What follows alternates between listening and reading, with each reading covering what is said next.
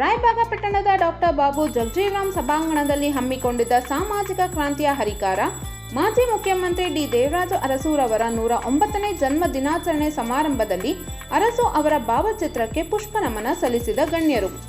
ಉಳುವವನೇ ಭೂಮಿ ಒಡೆಯ ಕಾಯ್ದೆಯನ್ನು ಜಾರಿಗೊಳಿಸುವುದರ ಮೂಲಕ ಸಾಮಾಜಿಕ ಕ್ರಾಂತಿ ಮಾಡಿದ ಹೆಗ್ಗಳಿಕೆ ಡಿ ದೇವರಾಜ ಅರಸು ಅವರಿಗೆ ಸಲ್ಲುತ್ತದೆ ಎಂದು ಧಾರವಾಡ ಸಿಎಸ್ಐ ವಾಣಿಜ್ಯ ಮಹಾವಿದ್ಯಾಲಯದ ಉಪನ್ಯಾಸಕ ಡಾಕ್ಟರ್ ನೀಲಕಂಠ ಪೂಜಾರ್ ಹೇಳಿದರು.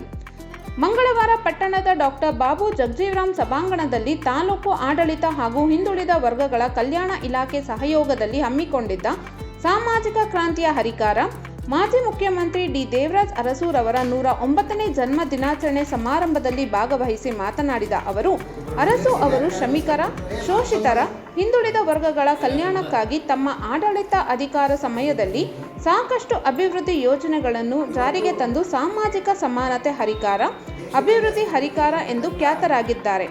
ಅರಸು ಅವರ ಯುಗವನ್ನು ಸುವರ್ಣ ಯುಗವೆಂದು ಕರೆಯಲಾಗುತ್ತದೆ.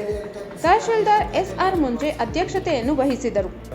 ತಾಲೂಕು ಪಂಚಾಯಿತಿ ಕಾರ್ಯನಿರ್ವಾಹಕ ಅಧಿಕಾರಿ ಅರುಣ್ ಮಾಚಕನೂರ್, ಸಿಡಿಪಿಒ ಭಾರತಿ ಕಾಂಬ್ಳೆ, ಹಿಂದುಳಿದ ವರ್ಗಗಳ ಕಲ್ಯಾಣ ಇಲಾಖೆ ವಿಸ್ತೀರ್ಣ ಅಧಿಕಾರಿ SP ಮಲ್ಲಾಜ್, doctor CS Hiremath, S S Patil, MB Kadam, Siddu Poojary, Sadanand, ಅಪ್ಪಾಜಿ ಪೂಜಾರಿ, ಏಕನಾಥ್, ರವಿ ತಳ್ವಾರ್, ಅನಿಲ್, ಗೋಪಾಲ್ ಸೇರಿ ಶಿಕ್ಷಕರು ಮತ್ತು ವಿದ್ಯಾರ್ಥಿಗಳು ಇದ್ದರು. ಇದೇ ಸಂದರ್ಭದಲ್ಲಿ 2023-24ನೇ ಸಾಲಿನ ಎಸ್ಎಸ್ಎಲ್ಸಿ ಮತ್ತು ಪಿಯುಸಿ ಪರೀಕ್ಷೆಯಲ್ಲಿ ಹೆಚ್ಚು ಅಂಕ ಪಡೆದ ಹಿಂದುಳಿದ ವರ್ಗ ವಸತಿ ನಿಲಯದ ವಿದ್ಯಾರ್ಥಿಗಳನ್ನು ಸತ್ಕರಿಸಲಾಯಿತು.